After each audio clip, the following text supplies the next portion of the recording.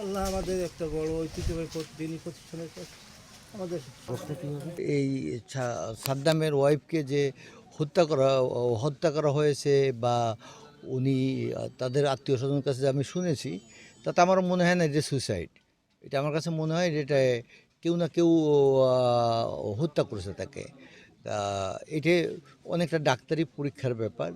তা আমি বলবো আইনশৃঙ্খলা বাহিনীকে বা সরকারকে বলতে চাই, এই সাদ্দামের ওয়াইফের এই হত্যার যেন সঠিক বিচার হোক, সঠিকভাবে তদন্ত হোক, এবং তাহলে এলাকার লোকও মানে সে সরকারের প্রতি অনেক খুশি হবে।